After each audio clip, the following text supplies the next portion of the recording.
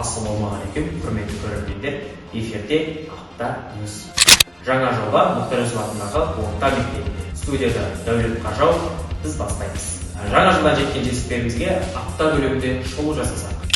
Жастардың қоғамдық өзекті мәселелерін шешудегі орны мен рөлін арттыру мақсатында қаңтардың 18 жұлдызы күні аудандық білім бөлімі ұйымдастыруымен аудандық дебат турнирі ұйымдастырылды. Еске салайық, ауыспалы клубты 2022 оқу жылы мектебіміздің ақиқат дебат клубы иемденген болатын.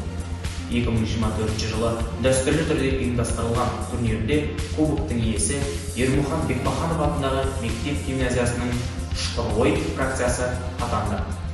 Жастар нашақорлыққа қарсы ұранымен бокстан 2008, 2009, 2010, 2011 жылы туылған жасөспірімдер ұлдар және қыздар арасындағы Қордай ауданының ашық біріншілігінде мектеп оқушыларымыз 42 келі салмақ дәрежесінде Мәупетхан Ерсұлтан 1-ші орын, 60 келі салмақта Қабылжан Бекжан 3-ші орын, 34 келі салмақ дәрежесінде Исатай Тастан 3-ші орын алып, мектеп мерейін үстем етті. Аудандық 5-6 сынып оқушылар арасындағы өткізілген мектеп лига жарысындағы волейболдан ұлдар командасы 1-ші орын иеленіп, облыстық жарысқа жолдама алды. Ал қыздардан құралған команда 2-ші орынды қанжығалап алды.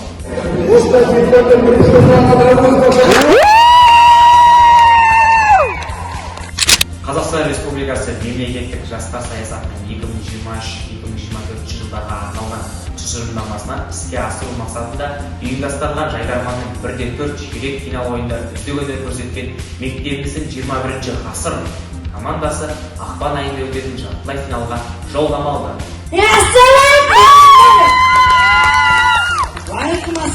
Мейрамбекке тоймақсың ғой, не болсаңша? Сен мен тастап кетесің. Сен тастап кеткен жоқ. Сүйінші жаңалық. Елордамыз Астана қаласында өткен Қазақстан Республикасы оқу-ағарту министрлігінің ауыл мектептерінің оқушыларына арналған жалпы білім беретін пәндер бойынша республикалық олимпиаданың нәтижесі бойынша облыстың абыройын физика пәнінен қорғаған мектебіміздің 9-шы сынып оқушысы Нарымбекова Асылзат 3-ші дәрежелі дипломмен марапатталды. Апта бөліміндегі жаңалықтар легі осындай болды. Келесі кездескенше аман сау болыңыздар. Ұмытпағайсыздар, болашағымыз бәлек.